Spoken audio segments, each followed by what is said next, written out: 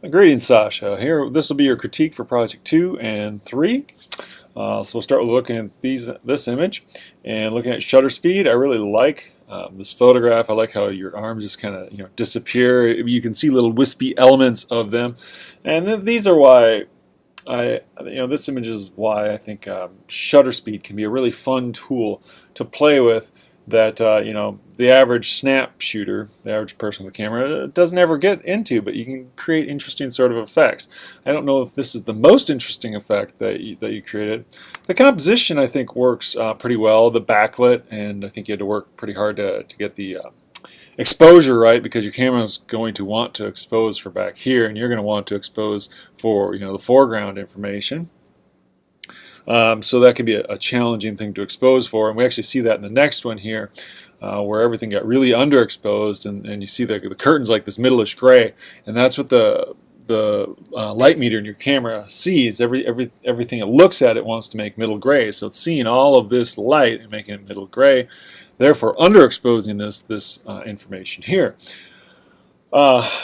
I like seeing what you did with the edit. This I really like, and then when I first looked at them I thought it was a different exposure, but I think about it and it says edit down here. I'm kind of assuming you just edited the previous file, this file, and made it black and white and pulled out a lot of information in the shadow areas. And this is one improvement I'm actually seeing in digital cameras, is there's getting to be more information in those shadow and highlight areas than perhaps there used to be.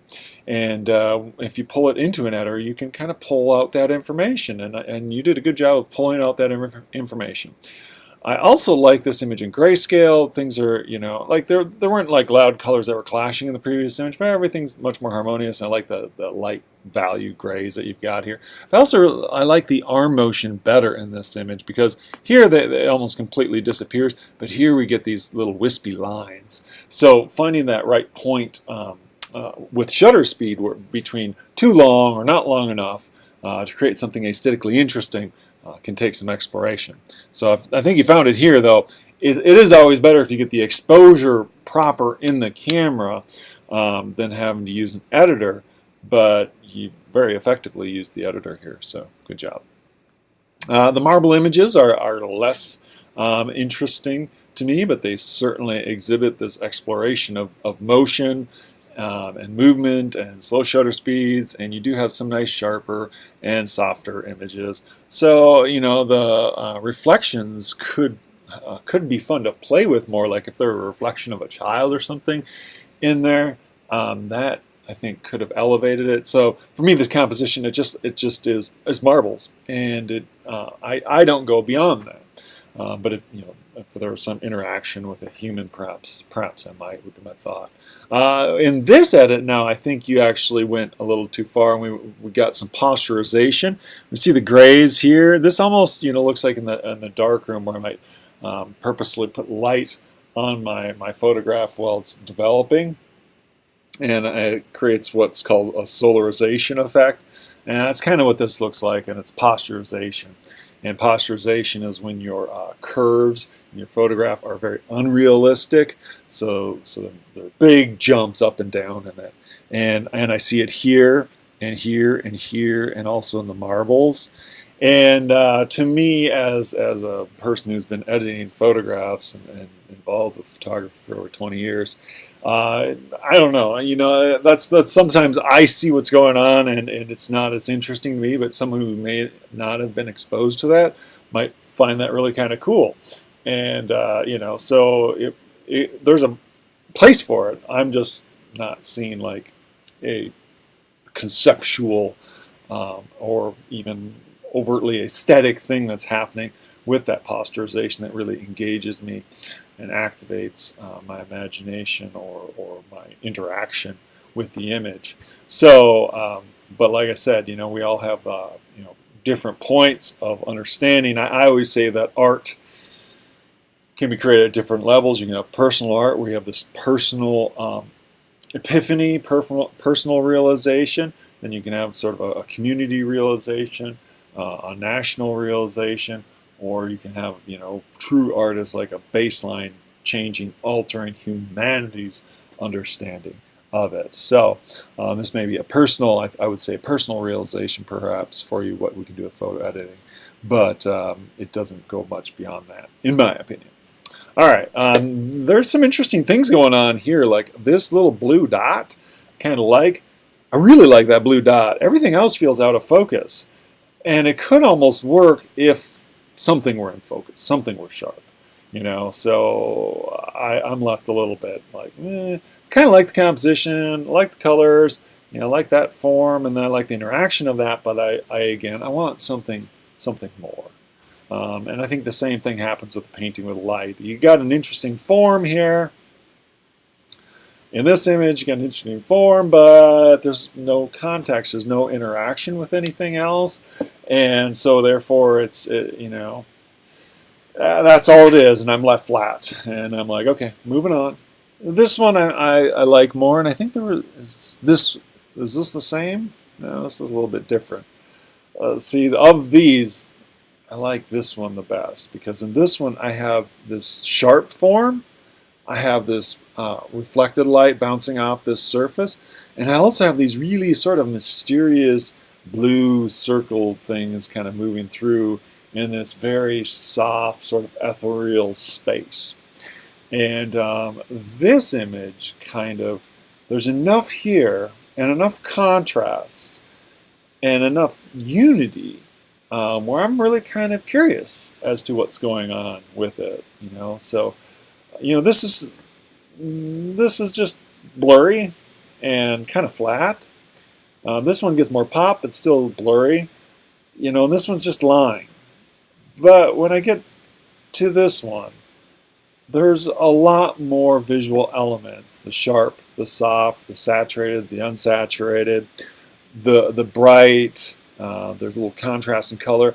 The moving off and the design and pattern on here coming from this. And then we have this softness all around it. This image I really kind of like. Should have rearranged these, but this one, I kind of enjoy this ghosty sort of figure here. I think it's one of those where maybe just a little too long of a shutter speed. The exposure is spot on; it's well exposed. But I think we could create something a little bit more interesting if we had just a little more solidity to this ethereal, figurative ghost form. But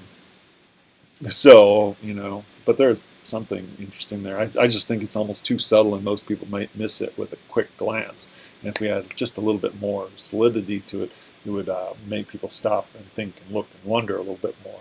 And that's the hardest thing I think there is to do in photography, is to get people to stop, look, think, and wonder, because photographs are everywhere. Well, let's set that aside, and let's take a look at your narrative, since we're looking at this work here. This one I've got just the exterior of this house, and whoops, maybe I should move into let's go to full screen mode and view this better. There we go, the whole photograph. All right, so set it up, looking at this house, and then I feel like I'm moving to the back door. It feels like the back door to me. Could be wrong. And now I feel like I've moved through the house, and in going towards the backyard, and then there's a child there, and then I get this interaction with the child, and the child is actually interacting with me as a viewer, looking right at me.